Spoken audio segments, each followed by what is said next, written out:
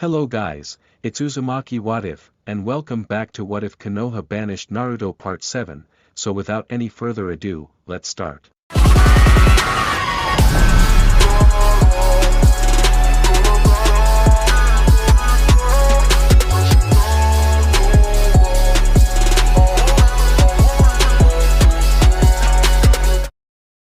As Naruto was walking down the street of Konoha, he noticed that ninjas and civilians were looking at him with respect, the respect he should have given the minute that he saved them from Shikaku, after saving their precious Uchiha.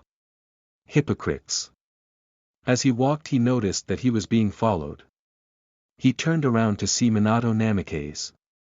"What do you want, Minato?" Naruto asked calmly, but the anger in his voice was still there. Minato took a step forward. "Naruto, please give us another chance. I know that by sealing Kyuubi in you I condemned you to a life of hell, but I had to. Believe me, if I knew that the villagers were going to treat you that way I would have let them be dragged to hell." Minato pleaded to hope to mend the relationship between their family. "Minato. We can never be a family again. If I come back the council will just try to turn me into a weapon that will only listen to them. I can't come back to Konoha," Naruto said as he walked away, leaving a teary-eyed Kage who realizes that their family may never become whole again.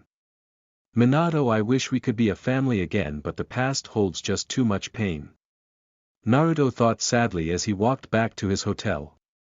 2 hours later. Naruto returned to the hotel to notice that the organization members were all sleeping peacefully except for Hinata, who told him that she had something to do. Knowing that she can handle herself, he quickly went into a mediating stance. Sitting in Indian style, he began to close his eyes and began a series of hand signs before yelling lost arts, mind summoning of the one. He yelled as he was knocked and the space around him turned dark until he was surrounded by what looked like the space-time continuum. He scanned around until he saw a small light. He looked closer until the light shined in his face. As he backed up, a horse-like figure appeared out of the light. The horse-like figure had green-shaped eyes with ripple-like eyelids. Its feet were gold and a spiked ring was around the creature. Its all-white figure was looking at Naruto with respect. This figure was Arceus, the one who shaped the world and helped the Sage of the Six Paths defeat the 10-tailed Jubi, the strongest summoning in the world. "Naruto-san, what can I do for you?" the beast asked as he looked at the ninja who was destined to help save the world. "Arceus-sama, I don't know what to do. I have my ex-family and my ex-village trying to have me back in their ranks. Not only that, but I also have to worry about my future wives becoming a slave to this damn village if they try anything," Naruto said as he sighed. Arceus looked at him for a minute before slightly chuckling to himself. "Naruto, do you remember the first time I met you, the first me we battled to see if you were the one spoken in the prophecy? And the first I fought Dialga and Palkia side to defeat me?" the beast asked as Naruto started to remember that time. It was an explosive battle. Flashback. Naruto with the Masamune in his hand was floating with Dialga and Palkia. Worn out from their battle with the one. Arceus. "If you can't defeat me, Naruto, how do you expect to defeat Madara, especially now that he has 7 of the Bujou?" Arceus yelled as Naruto looked at Palkia and Dialga before all three nodded their heads. "You're right, Arceus, how can I expect to defeat Madara if I always act like a stupid kid? The only way to defeat Madara is if I break past my limits," Naruto yelled as he created a Rasengan in his hand while Dialga put his mouth right above it while Palkia put his hand over the Rasengan as his hand turned an eerie pink. "This is the results of my training, this is the results of all my hard work, and this is the results of all the people I hold dear to me," he yelled as he charged at Arceus. "Ultimate Arts, Time-Space Rasengan," Naruto yelled as he rammed his new Rasengan at Arceus as charged up his most powerful attack, Judgment. Arceus yelled as a large white ball of intense energy rushed at Naruto. Both attacks collide with the intent of defeating each other. Both attacks exploded, sending all 4 mighty warriors at least 100 miles away from each other. End of flashback. "Yeah, those were the good times," Naruto said with both warriors laughing at the memory. "Naruto, I've discovered some very alarming news. However, I'm going to die in 3 months. Arceus said as Naruto looked at him shocked out of his mind. What, why are you dying? Naruto asked sadly that the strongest dealer in the universe was dying. Naruto, I've used judgment too much, that's why. You see, whenever I use that technique I lose part of my lifespan. Technically I'm supposed to live for another 1,000 years, but I was careless and used judgment over 1,000,000 times, it shortened my lifespan. He said sadly as Naruto looked at the ground. But, Naruto looks up at him, my heir will take my place. He said as Naruto looked at him in a shocked manner. Your heir, Naruto yelled as Arceus nodded his head, not really my heir but my reincarnation. Before I die I have to reincarnate myself by taking half of my energy and forming it into an egg. I already did this the minute I found out I was going to die. And no, it's not like making an egg as a bird does for her children. Arceus said as Naruto sighed in relief. Oh well, you almost had me there. Naruto said with a nervous smile as Arceus just rolled his eyes, Naruto, instead of forgiving and instead of killing, this is what you could do. Arceus said as he whispered in Naruto's ear as Naruto's eyes widened with surprise. Naruto looked at him and said. Thank you Arceus-sama for everything. Naruto said as he left his mindscape. Naruto had awakened from his mindscape. He noticed that everyone was gone. He saw a piece of paper stuck on the wall next to his bed. He took the note and read it. A second later he ran out of the hotel, his eyes glowing with his Kaminarigan activated. The letter wrote.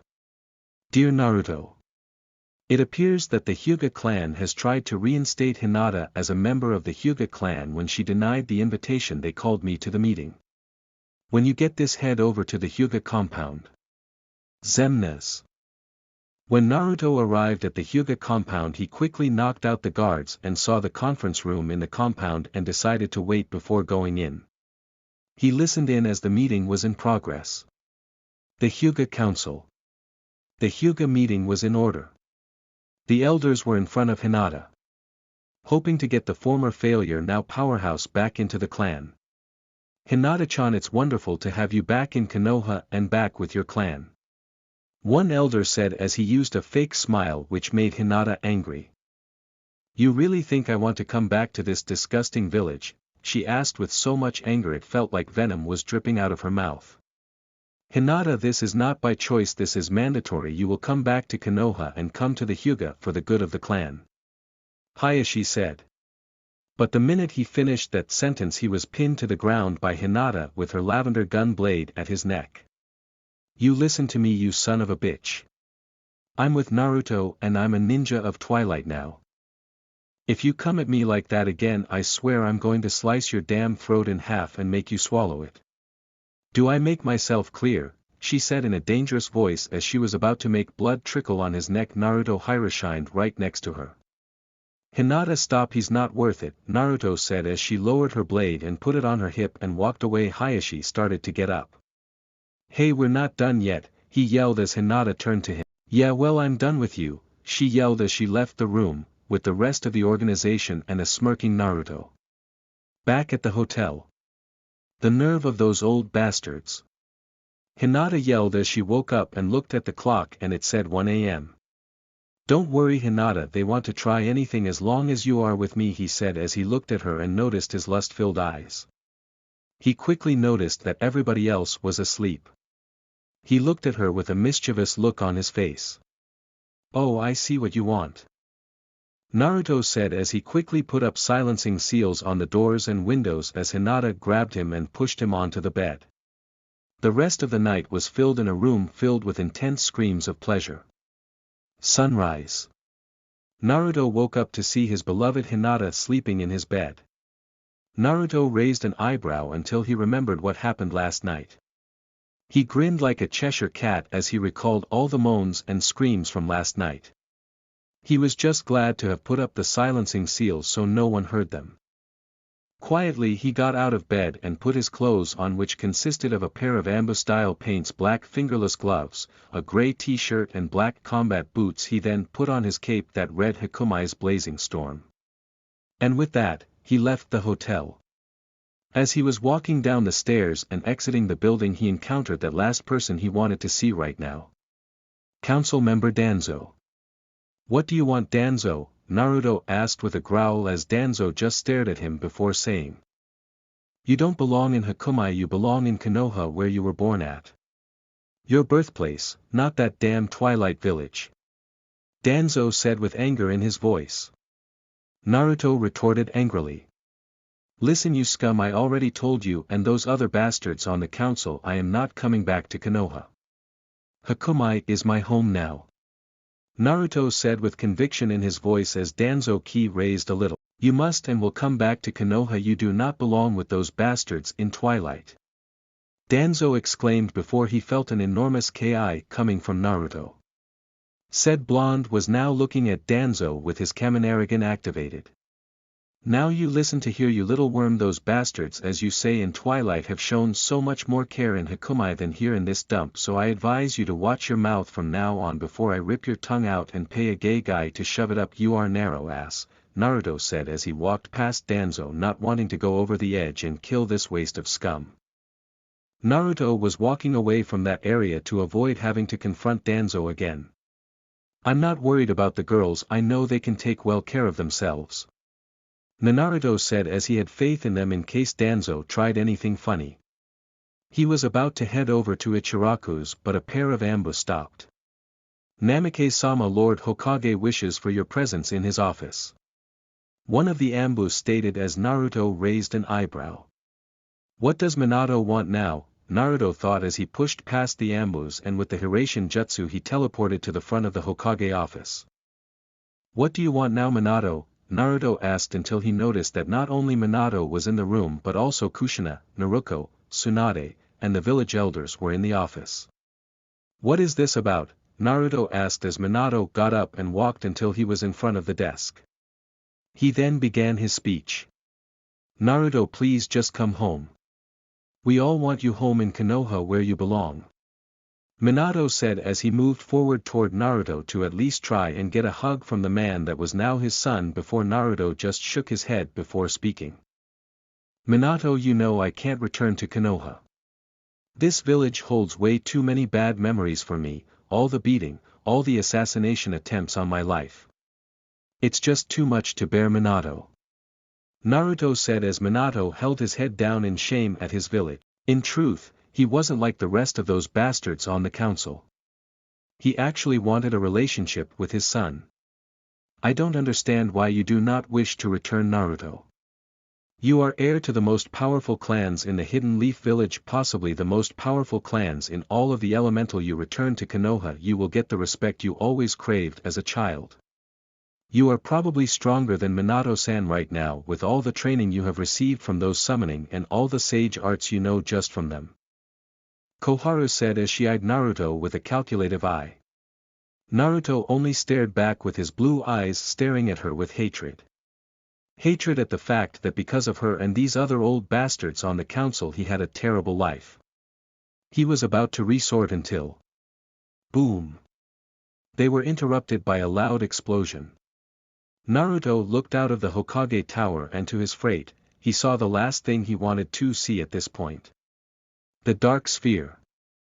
What a minute, if the Dark Sphere is here then that could only mean that. Oh no, Naruto thought as he rushed out of the Hokage tower through the window and raced towards the orb. Konoha Plaza. Everyone was wondering what this strange orb was. It looked dark and evil.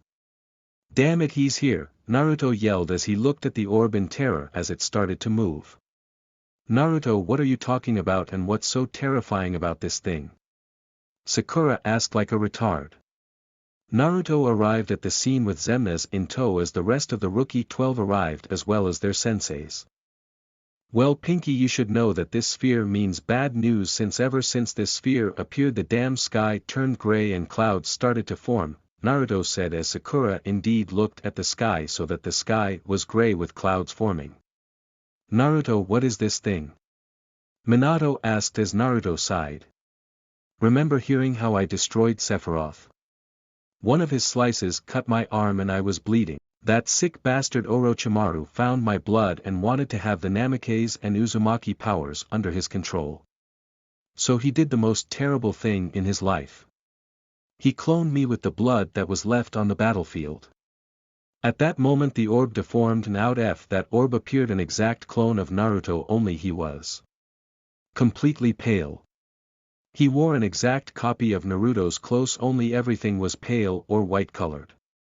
His hair color however was crimson red. Haha. I am free. You don't know just how it feels to be able to move again, Naruto. But since most of you don't know me, allow me to introduce myself. He lifted his head up only a little bit. My name is. He lifted his head up all the way to show the world his face. Namato Namikaze, and with that, he disappeared and reappeared in front of Naruto only to grab his throat and throw him in the air.